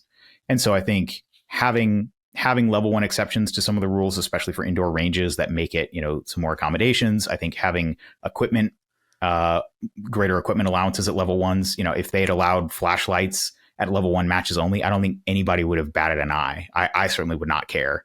If you want to show up and shoot your first match, or you only want to shoot level 1s with your, whatever holster, with your, like, more power to you. So I think having that that attitude where there are certain things that need to be consistent all the way through, the safety rules, the gun handling rules. But if things can be a little more hobby-like at the local level and more tightened up, more sport-like at area and national matches, I think that's the way to go. Okay. Matt. I honestly see it both ways also. I think it can be a hobby for some people and a sport for some people. I think they're intermingled in the local level, but I agree with Ben. Like, that's where you see more volunteerism, like the hobby aspect of it. People come out, they go play their gun games on Saturday and go golfing on Sunday, and that's their hobby or something like that, or go play tennis, or they shoot guns for a year and realize there's a lot more to this than just going out shooting paper and thinking you're the best shot ever. And so they go find another hobby. I think when you get people that are seriously traveling around and going to more than like one state, like level 2 or higher match, that's when it turns into more of a sport. And I don't see why you can't incorporate both of them into the rule set. But I like Ben's idea, like more openness on level 1s. I think you have to have some, like, you got to be able to go there and see, like, at a level 1, know that it's USPSA match. And I'm not saying, Ben, you said this wasn't there, but you got to know that that's a USPSA match when you go there. Same with like level 2 and 3. Like, you have to have some core stuff in there. And I think safety rules and even some of the equipment stuff, there can be definitely more exceptions in level 1, but I think some of the stuff we have now is actually ridiculous. Like, if you look at thigh straps, they're only allowed in level 1. There's no reason those shouldn't be allowed anywhere. Like, USPSA sells camo apparel, and that's like what the main reason why those were not allowed, because we don't want to look like we're a militia or something like that. Like, yeah, in like the 90s. When we started selling camo pattern techwear shirts. Isn't it still in the rulebook that you can't wear camo at matches? I think it's down to interpretation by the range master. Or match director, maybe. Yeah, appropriate attire is subjective, but yeah, no, I think you're exactly right. I mean, I think revisiting, what in those limitations makes sense. Yeah, as long as all the other stuff is met, as long as the gun, the holster positions the gun so that it's legal for the division. Yeah, the thigh strap thing. I think, honestly, and I think that's one of those little things that to us in the sport we forget all about. But you go and you talk to, like you're on Reddit or forums or something, and people are like, they're making a big deal out of the thigh strap rule. And so it would just take that whole discussion off the table. It's a distraction, right? If you want to have your thigh strap, go ham. I don't care. As long as it doesn't make any sense why that's still a thing. It's like a self-chosen like line in the sand that they're not, like, DNROI is not willing to cross at this point for some reason. Doesn't make any sense. Well, and I feel like that's one of those things where everybody who has stuck around in the sport, by definition, is willing to go along with that rule. And all the people who think the rule is stupid aren't in the sport anymore. They went somewhere else. They're in 3-gun or, Joe Bob's tactical shoot or whatever. So, there's this the sampling bias of, well, if we just ask current members if they care about thigh straps, it's like, well, the current members are the ones. Yeah. So, but yeah, no, level 2 and higher matches, they have compliant equipment because they have to for those higher matches. Well, or they just show up to level 1 and at equipment check, they get a rude awakening, which, that's a whole other discussion. But no, I think you're right. Like, there's definitely, we need to look at, what is the soul of USPSA? So for example, this outlaw match that I help run, it's, weeknight thing, it's beginner friendly. We use time plus scoring because I think time plus scoring is more beginner friendly. But I don't think even at a level 1 match, time plus scoring, I mean, one of the things that is quintessentially USPSA is hit factor scoring. Now, you don't have to understand hit factor. You don't have to be able to calculate your hit factor. You just show up and get your time and your hits, and it's calculated for you. But if you're shooting a level 1 match, it should be a hit factor match. Those elements that are quintessentially USPSA should be inviolable. But yeah, having certain things where we say, okay, at a level 1 match, you can specify you can only shoot this target from here, or that kind of stuff to make setting up indoor matches in particular less props heavy. And just less work on your volunteers and the people for which it's a hobby. But yeah. So you mentioned that, like, shoot the target from here. I think that should be, we have like fixed time, Virginia count, Comstock, all that. I think we should be able to mandate, like, stay within the fault lines or not on this stage. I think that's a big gap that they have. That would be very easy for people to. There would be some time that it would take for people to like figure it out at bigger matches or anything like that. But I think that's a easy fix that would actually help with the easiness of stage setup. Yeah, and that's one of those that they just changed. That was in the rule book. I'd never seen it used in a stage, so I actually didn't even realize it was there. But they just took that out for what? Like, why remove that rule when it actually could be helpful to level 1 matches? I don't know. It's just, I think that was one of like, those polling questions that was close on the percentage, and they're like, "Oh, we'll just go with the majority here or whatever." And those questions were worded not the best. Like right. they could, and I think some of them were worded to get an outcome. Oh yeah, for sure. And yeah, and there are those people that are like, oh, freestyle means running outside the fault lines. It's like, well, why have fault lines at all? If you want real ultimate freestyle, let's take down all the walls. It's like, obviously there's some limits at which you have to have to make freestyle interesting. And I think, yeah, to your point, Matt, sometimes you look at a stage, and if you can run outside the fault lines, it becomes a much less interesting stage. And if you just say, hey, on this one stage, it's not allowed, then that's it. But, I think it was probably, if I had to guess, it probably was ROs don't know how to score if someone steps out and steps back in, right? Which obviously in IPSC, they know how to deal with that. So if somebody did write a stage brief, at a level 1 where squads are self-ROing, maybe they figured, oh, like no one's going to know how to enforce that. And so let's just axe it, which again is this, instead of raising people up, instead of trying to educate people, it's, well, nobody knows that, so let's just get rid of it. Yeah. Like, okay, where does this end? Yeah. Okay. I've got 2 more questions, and again, I feel bad because we're going to miss a lot of questions, but it's late where you guys are at, and I've kept you guys for really long. So this is, I mean, it seems like this has kind of always been a thing, but it's become so much more a thing for us lately, and that's just divisions. And is there such thing as too many divisions? Your personal take on limited optics. What should we do with that? Do we want to can limited L10? You could go a long ways down this road, but just kind of to give your thoughts, because you guys will be having to make decisions on this in the future. So what is your take on divisions? So I think you need to like call out the elements that make up divisions. It's not just production or limited 10 or limited optics. I think you need to call out like what makes, like, optics versus iron sights. That's a huge difference in equipment. So those should be separated, right? They shouldn't be competing against each other. Major scoring, minor scoring. Should they be competing against each other? Or maybe an easier one is comps versus no comps, or magwells versus no magwells. So you set up like a matrix, and that'll tell you what equipment and what divisions you need based on that. We know PCCs should have their own division because they're totally different than anything else. Same with the revolvers.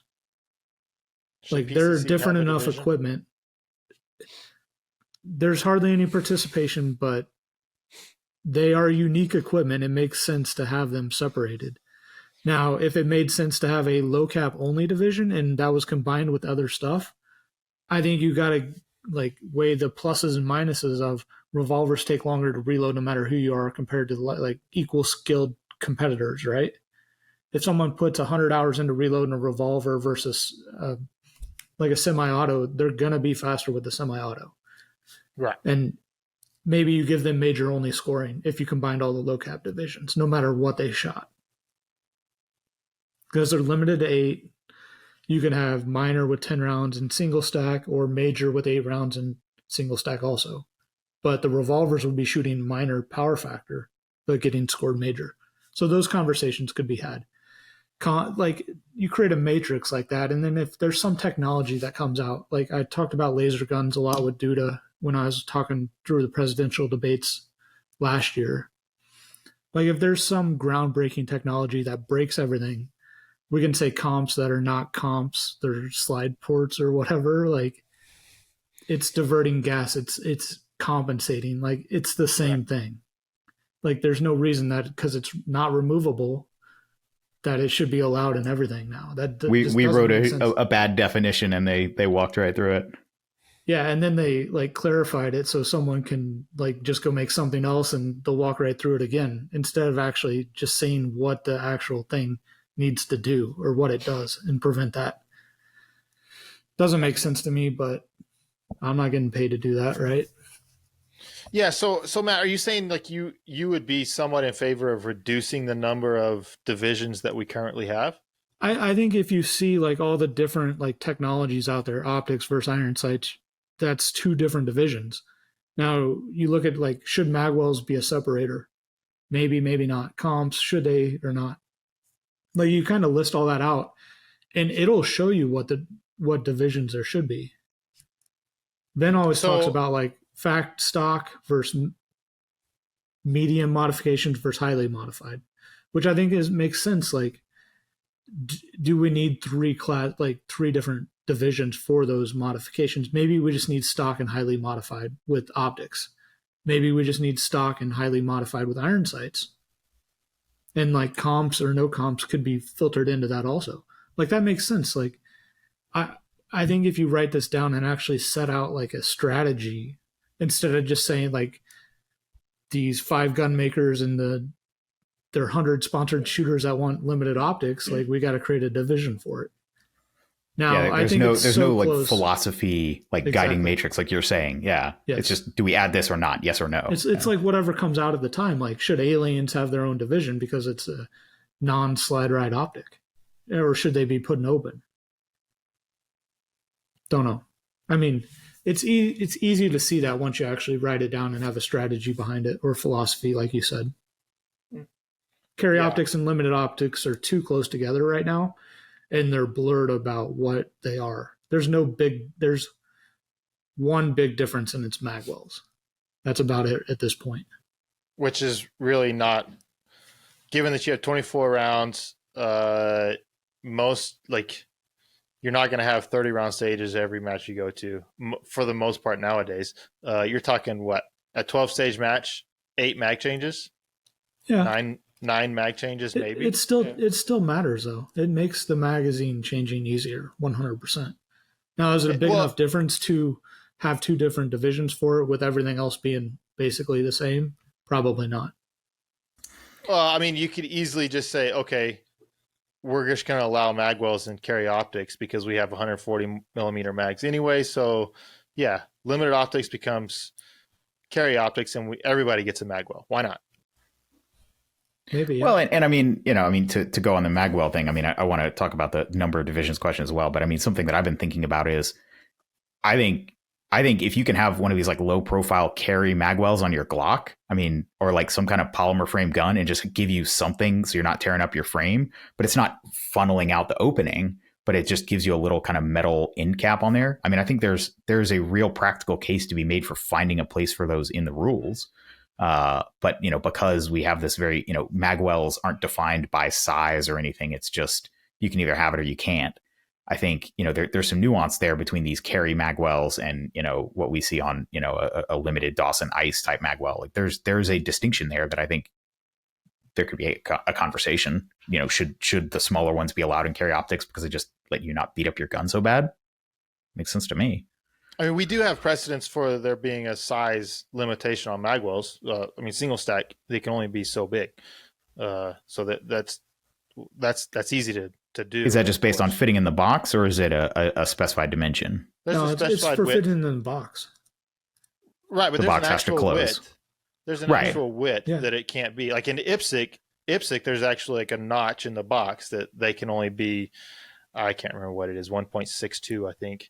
That dimension may be wrong, but there's like just an actual width that they'll measure it. If it won't slide through a slot in a box, then you don't meet the requirements of the division.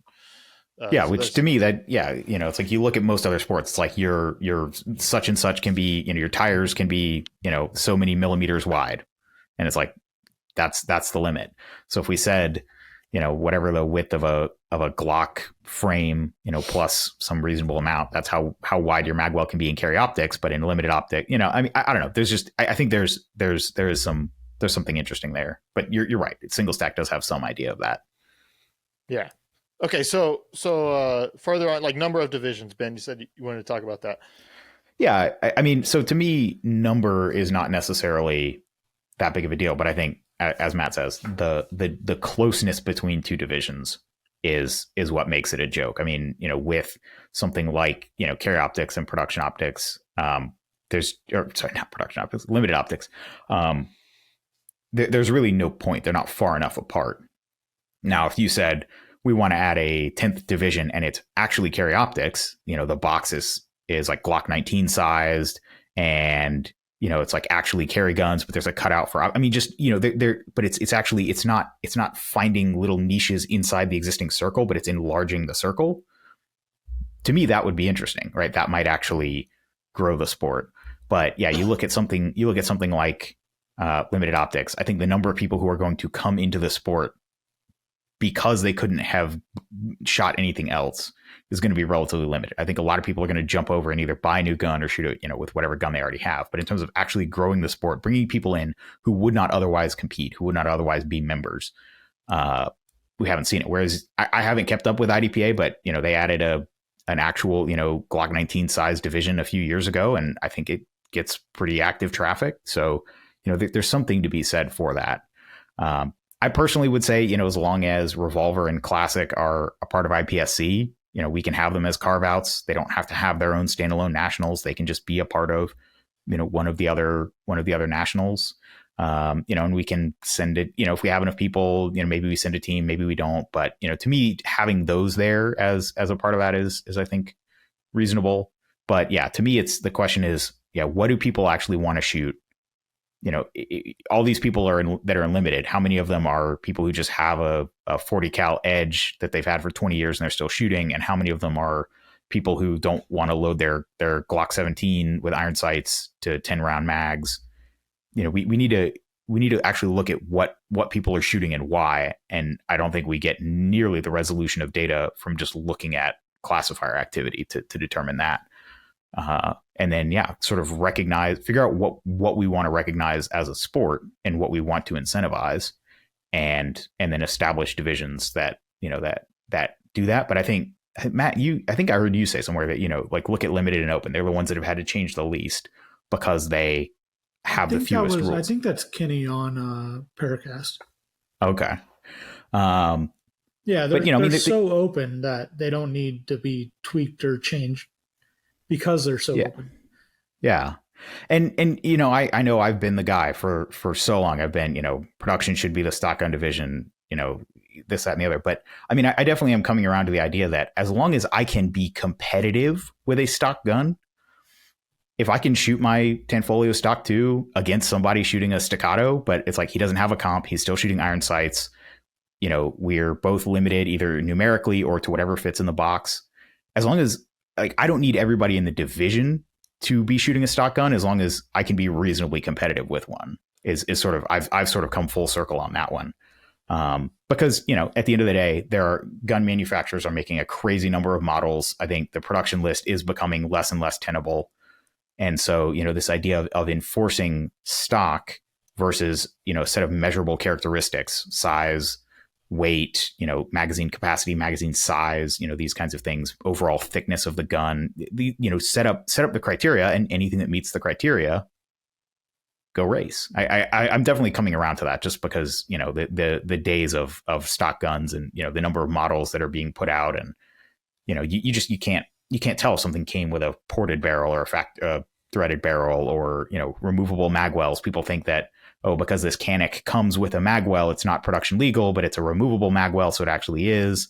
There's a lot of confusion there that I think, we need to seriously engage with, and come up with, like Matt's saying, an actual underlying philosophy of what should the divisions be, not just should we, thumbs up, thumbs down, add this one, but, do we need to reorganize them and say, what actually fits our current sport, both the members that are currently members, but again, think about, what are the next 10,000 members? What are they going to want to shoot? What are they looking for?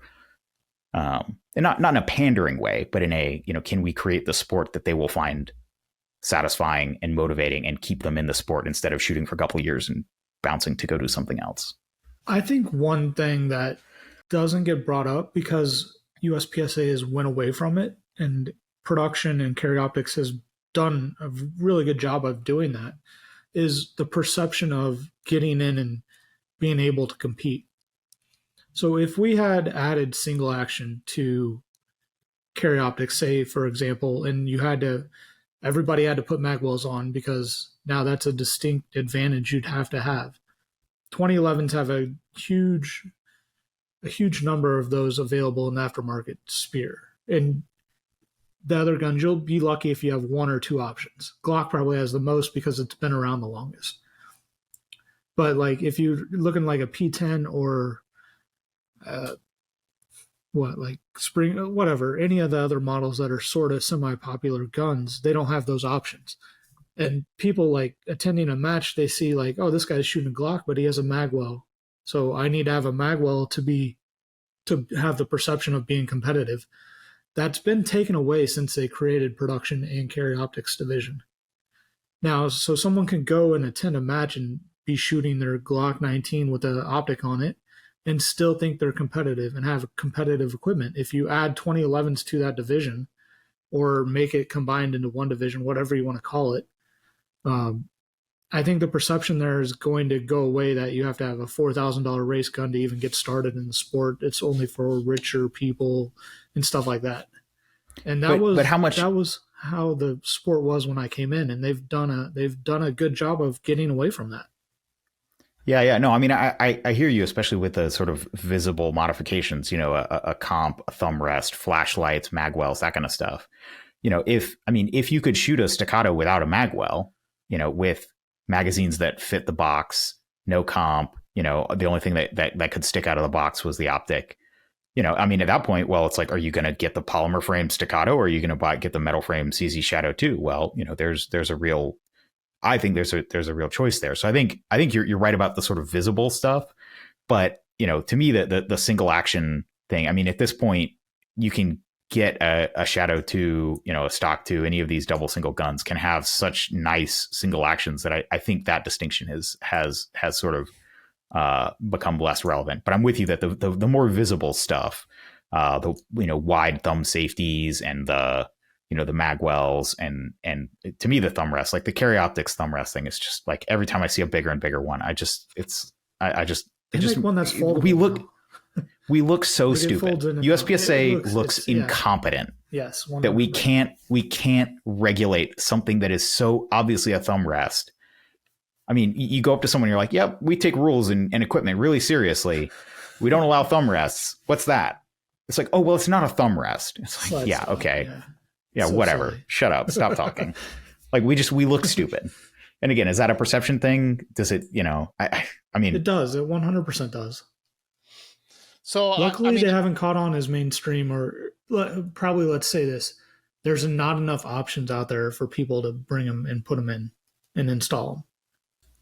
So I'm not running for area director, but if so, I would criticize an area director that said what Matt said, in that I don't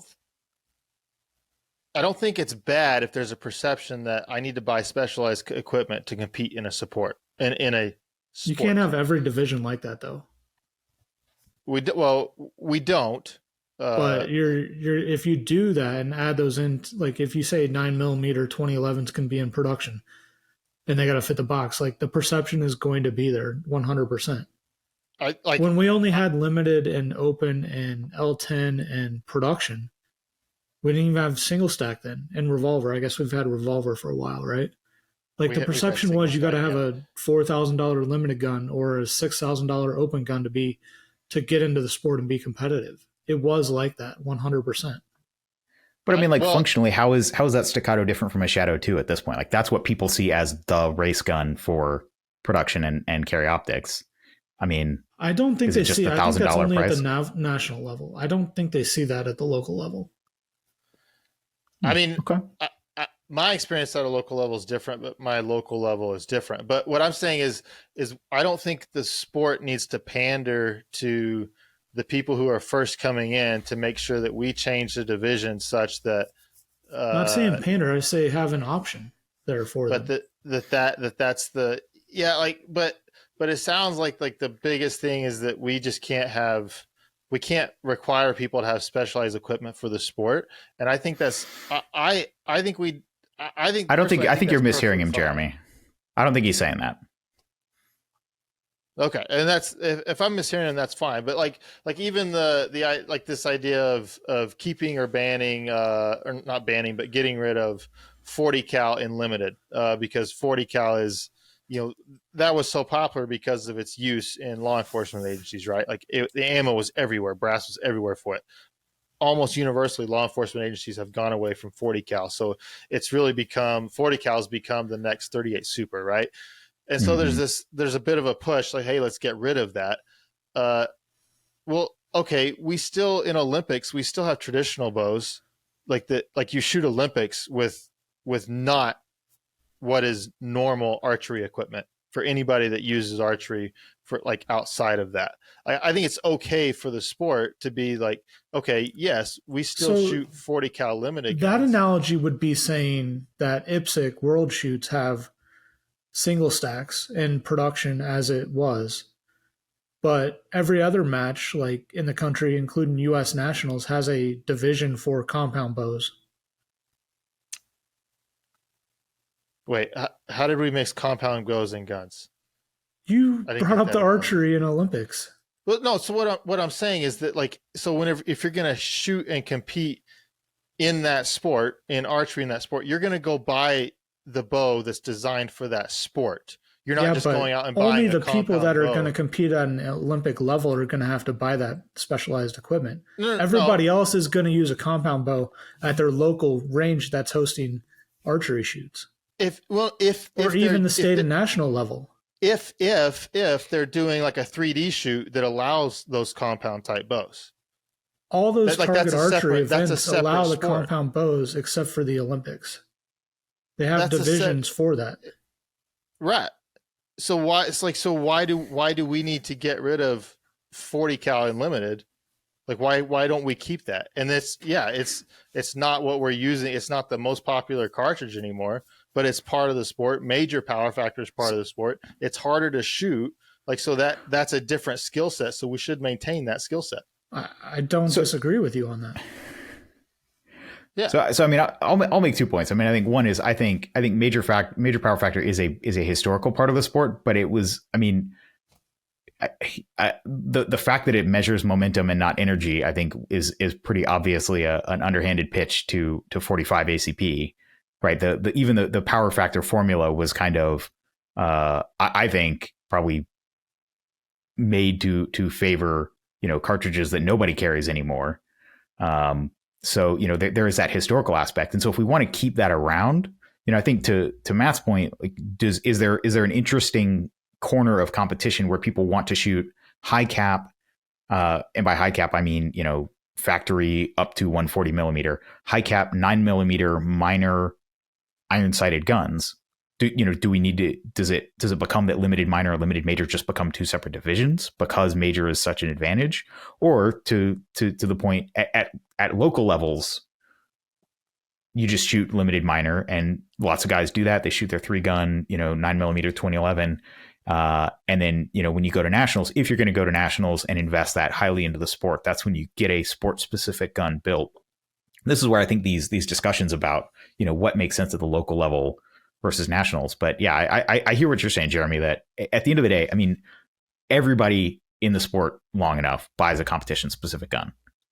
I like very few people actually really like stick it out and shoot it with their actual carry gun. And maybe we could do something with the rules to change that. But at least right now, I think what I'm hearing Matt say, and I think I would agree with this, is there should be a place for people like me where I just want to buy like $1,000 stock 2, or whatever I paid for them back in the day. They're crazy now, but or some reasonable gun and just shoot the heck out of it, not have to mod it, not have to tweak with it. To me, the gunsmithing is not interesting. Having that level for people who want to shoot at that low modification tier, and then for the people that want to, get a 2011 and swap out parts and mill on it and do all that, like have a tier where they can do that, and sort of have different levels where people can choose the level of customization that they want to play in. but everybody can, shoot the same stages heads up. And if you're the only guy shooting a 40 cal limited gun, then, hey, like if that's what's fun to you, no problem. Doesn't bother me because it's unique enough. It's not like anything else that's in the sport right now. Yeah. I mean, we could go round and round about divisions and power. That's a fun thing to talk about, but it's like the lowest thing that the organization needs to work on right now. 100%. Yeah.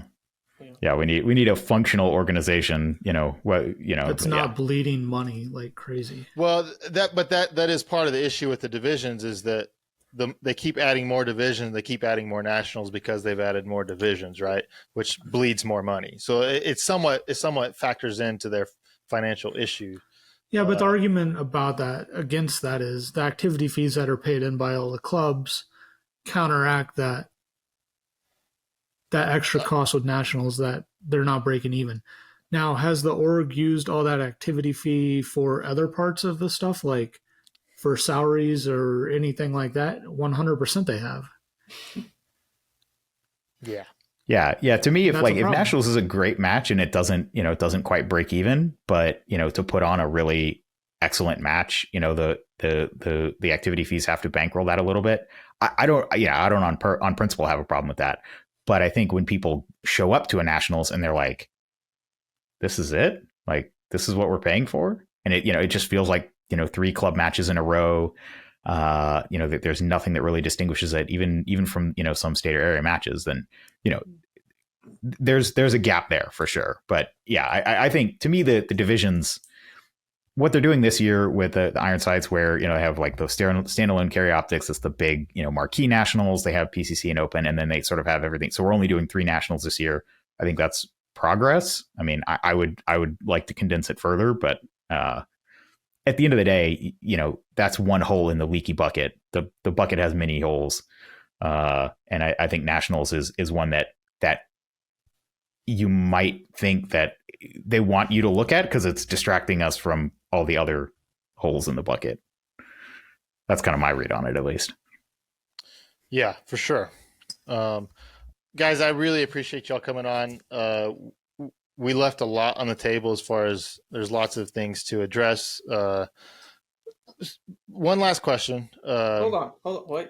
Oh, Jeff's got something. Before the last question, we do actually have to hit up our sponsors for the show. Oh yeah. I'm gonna crack this then, since I never got to, since we didn't do what are you drinking? What are you drinking? And then Jeff's gonna tee up our sponsors. So this is some Balcones. Do you know these? They should be local to you somewhere. They're Texas. Yeah. Balcones. This is. Oh, is that how they say it? Yeah. This stuff is amazing. Yeah. It's this is a smoked scrub oak smoked blue corn whiskey. Their baby blue is the most common one. It will. Yeah, I'm a fan, but I can't get this one as much, but I'm finishing. Well, I won't quite finish it, but I'm putting a hurting on the bottle just for you, Jeremy. I appreciate that. That's awesome. I'm glad we were talking about divisions as we're going into talking about our show sponsor. So today's show sponsor it continues to be Shooters Connection. We thank them for sponsoring the show. If you did like the material that we brought to you guys today and the coverage of your good candidates, please support Shooters Connection for helping us continue to do that. Go get some stuff from them for your range sesh. And if you're going to hit up one of those new divisions, limited optics, run over there, get some stuff to outfit your single stack so you can run it in limited optics. Single stack? Yeah. That's what Jeff's doing. That's where you're going to see me. Yeah, I'm going to slap Hey, if they would have made the changes to L10 like they wanted, you could have shot in limited 10 with your revolver open shooters. Oh boy. January next year they'll do it. Yeah, I'm sure it will. Can't wait. But support Shooters Connection. We do appreciate them. They sponsor a lot of matches, and they've been a long time sponsor of the show. Also, we have a shout out Jay Headman Shooting from our Patreon group. He didn't give us a new shout out, so I'm just going to read the one from last week again, which is also very applicable to today's podcast, which is a shout out to all USPSA members to vote in their respective area elections and presidential elections and be a part of the solution and not the status quo. So thank you for bringing that excellent message to the podcast today. And I'll tag onto that too. So at least in Area 6, almost certainly it's going to go to a runoff unless one of the three of us gets 50% of the vote. So I figure it's probably going to be either you or me, Matt, up against Kyle. That's kind of, I don't know. That's just my gut feeling. So for everyone in Area 6, don't just think you're done when you cast that first vote. There'll be that runoff about 60 days later. So keep an eye out for that. And the president obviously is going to go to a runoff too. So. What do you mean? Out of the 9 people, someone's not going to get 50%?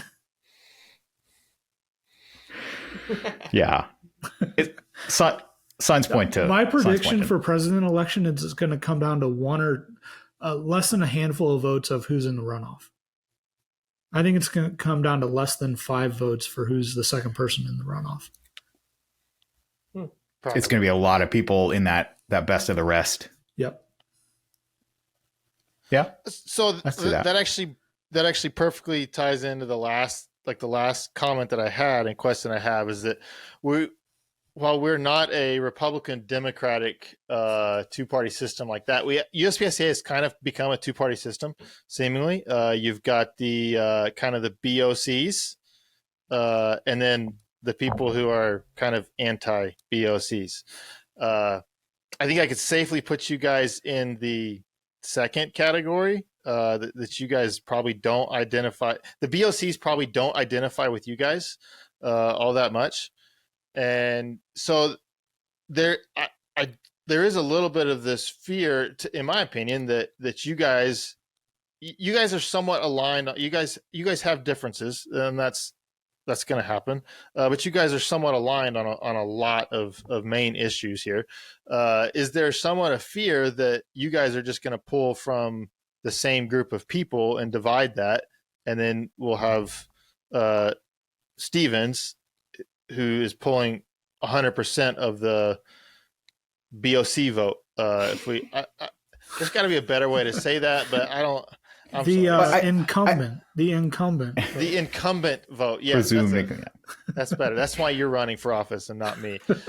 Is there a fear? Is there something you guys worry about that at all? I think the way the runoff is structured, like I said, I think it's going to be Matt or me. And so if there were a fourth person in the election and the odds were that we would knock each other out, that would definitely be an issue. And so just to be totally honest, when Bruce's name disappeared off the ballot, and I thought, okay, great. Matt and I, we can just do our thing, let the voters decide. And there's no game theory that comes into play there. Yeah. I was actually really, I was happy to see that. 100% agree with that. Yeah. So if for the people who are just not sure what the policies are. So you guys correct me. If somebody does not receive more than 50% of the vote, it automatically goes to a runoff election between the 2 highest vote getters. Is that correct? Yes, that's correct. Okay. Which again, that's why, the bylaws say it's like that. To me, I'm sure we could find an election firm that'll do instant runoff voting, and you just, number, hey, this is my first pick, second pick, third pick. And then there's no need for a second runoff and all that. But yeah. And let me, you didn't quite ask this, but one thing that I did kind of read into your question, I've honestly been amazed in the last 8 months as I've sort of been putting ideas out there and, saying that I'm running and people are starting to, give me feedback on things. Not everybody who says, hey, Ben, I agree with you on this is, under 40 and athletically fit. There are retired dudes out there who will come up to me and say, hey, I heard your podcast about this. And even though it doesn't apply to me, I totally agree. So I don't think, BOC is a mindset. You can be a 30-year-old BOC. Yeah. And you can be, you can be older and, not likely to hundo classifiers anytime soon, but still see what the sport should look like. And so I think I've actually been really humbled by that, by the fact that even guys that aren't, I've had guys say, if what you're talking about with nationals happened, I probably wouldn't get to go, but whatever, at least nationals would be this pressure cooker for the best. So it'd be different. I would, I'd travel for other matches. That's just one example. I don't want to bring back to the whole nationals thing, but there've been, things. I've had guys come up to me and say, yeah, what's with the 140 millimeter mags in carry optics? I wish they had just made it, 15 from the start or box or something like that. They'll say, and these are guys who have carry optics guns and they bought the base pads and they're doing it, but they just look at it and they say, if everybody else has it, it's not an advantage. I just have to pay this money to be on the same playing field as these other guys. And, so it's been very interesting to me that it's not just the 20, 30 somethings MGMs that are coming up and saying, hey, like, you're on the right track. I've had a lot of interesting conversation with guys who see the sport, the direction the sport could go, even if it's not personally something that they would necessarily benefit from, but they see that it's what's good for the sport. And so that's been really humbling. Yeah, no, that's great to hear. And I hope we hear more stories like that. Do you guys have any, Matt or Ben, do you guys have anything like that y'all wanted to say that I just didn't ask, or anything else that you want to add to anything from the discussion tonight? No, not that I know of. Are you going to ask the last question? About bylaw changes? No, I thought you were going to ask about the support of if the other one wins. Oh, the one that's in the Discord. Is that one in there? I think that's in the Discord. It wasn't in my. Oh, yeah, I'll support Ben. If Ben gets elected, I'll support Ben. No problem. Yeah, 100%. Obviously, I mean, Matt, you've been on the board before. You've got the track record. You voted against the bylaws changes. You voted against the calibration change. Like you've been there. You've done that. Like I said, I was genuinely relieved when the election went to 3 ways because we can just let it play out. I think I really just hope it's one of the two of us. Yeah, for sure. I don't get to vote in that election, but there's a reason why I had the two of you on and not all of the candidates on. So thank you guys. I really do appreciate y'all coming on. I know it's super late over on the East Coast and you'll probably have to work tomorrow. It's super late for Jeff anyway. He still has to drive home. He's at work because he has boomer internet, but thank you very much for coming on. It's been fun. Matt, it's always fun to have you. Ben, it was good to have you. We need to just have you on just as a guest outside of whatever happens with the election. It's been good to get to talk to you face to face, so to speak. And thanks for coming. Thanks for having me on.